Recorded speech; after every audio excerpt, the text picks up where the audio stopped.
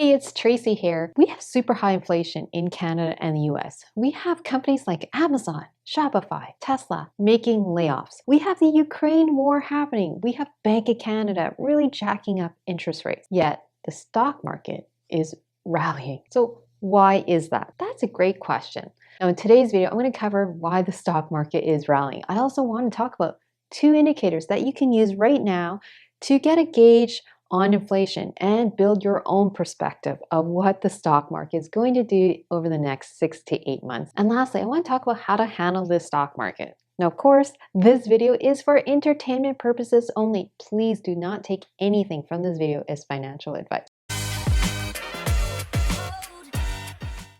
Hey everyone, it's Tracy here. Just in case you don't know me, I'm a former engineer turned full-time investor. I love talking about stock investing, real estate investing in Canada. So if you love hearing more about this, how to create multiple streams of income, build your wealth, and ultimately design your best life, then you definitely want to hit the subscribe button and that bell notification button so you get the latest and greatest videos coming to you every single week. So let's get back with the video. So why is the stock market rallying right now? Now, the great value investor Benjamin Graham says it best. In the short term, the stock market is a voting machine and the long term is a weighing machine. So what this means in the short term, the stock market reflects what people think is going to happen over the next 6 to 8 months. Now, before I jump into why the stock market is rallying, let's do a 101 lesson on two indicators that are really important to this discussion. That's the CPI and the PPI. Now, the CPI stands for the Consumer Price Index, and the PPI stands for the Producer Price Index. Now, the CPI is really important because it reflects, hey, what the consumers are experiencing in terms of price changes, in terms of inflation when they buy goods and services, while the PPI reflects what the producers are experiencing in price changes, inflation, when they are producing the goods and services. Now, recently, both the CPI and the PPI have both dropped, which is great news because if this trend continues, that means that prices are stabilizing month to month or potentially dropping. And that's great news for the stock market in the short term. Because if inflation is stabilizing or dropping, then Bank of Canada and the Federal Reserve may not have to raise interest rates as aggressively. Now you're probably wondering, thanks Tracy for letting me know the PPI and CPI have both dropped. But what does this have to do with the stock market rallying like right now? Now that's a great question.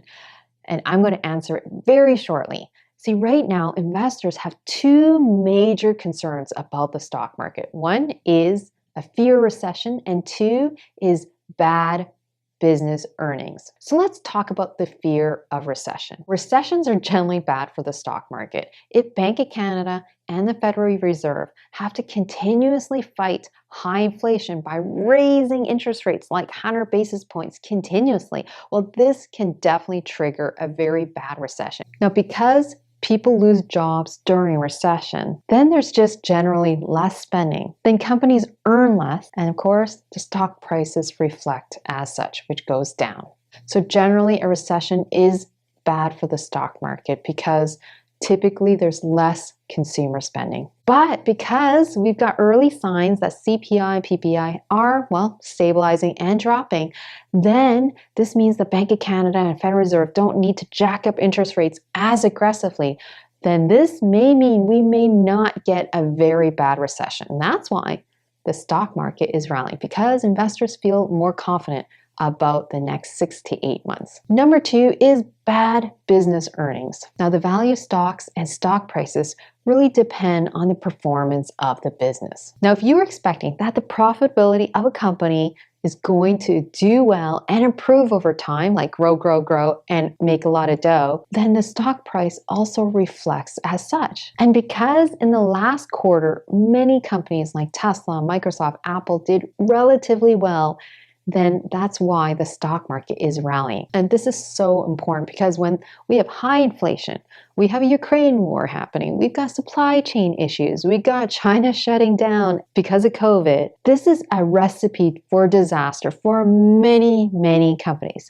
But despite all this, there are a select number of very powerful companies like Microsoft, Google, Apple, Tesla that actually did relatively well despite this crazy environment. Now, if you're looking to invest in the stock market in a high inflationary period, I really encourage you to look at companies with huge pricing power, because companies with huge pricing power can pass on the cost to consumers without hurting their demand. So that's why some companies like Microsoft, the Apples, the Tesla of the world are still doing well despite this crazy environment. And if companies' profitability fundamentals do well, like grow, and make a lot of dough, well, that reflects in the stock price.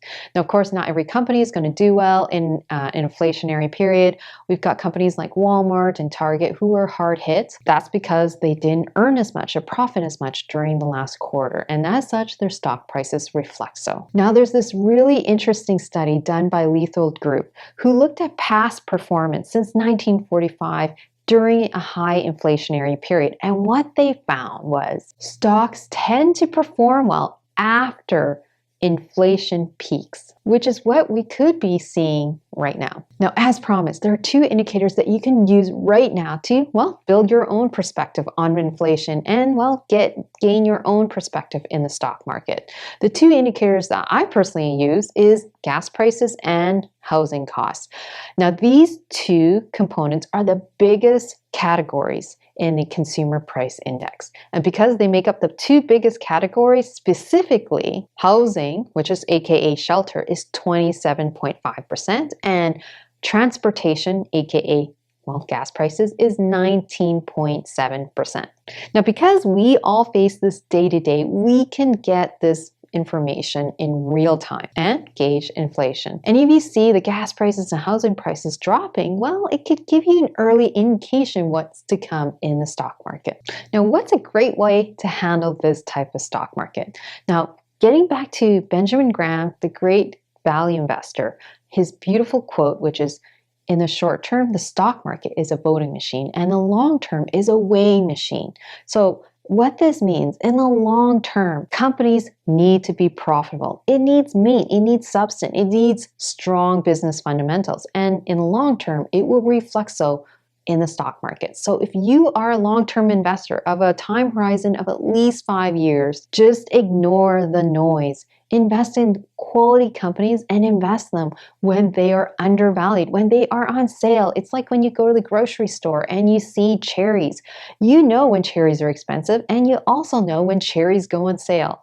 So this is the same thing with the stock market. But I understand, in the thick of things, when the market is dropping, it's like catching a falling knife. You buy a stock and you're like, oh no, it dropped, and it hurts to see your portfolio in red. But bear in mind, there's been way more bull markets than there's been bear markets. And bear markets are a lot shorter time span relative to bull market. One of the best tips I can give you is just ignore the short-term stock prices. It's really stressful to look at the stock price every single day. The thing is, nothing ever goes up in straight line. Along the way, companies, even Google, Microsoft, Apple, they crash and burn along the way. They drop. But in the long run, because they are such strong companies, the trend should be so obvious, which is going up. I encourage you to invest in quality companies that grow, and make a lot of dough, and buy them when they are low. And whenever you invest in a high quality company for the long term, and if you are in any way in doubt, just zoom out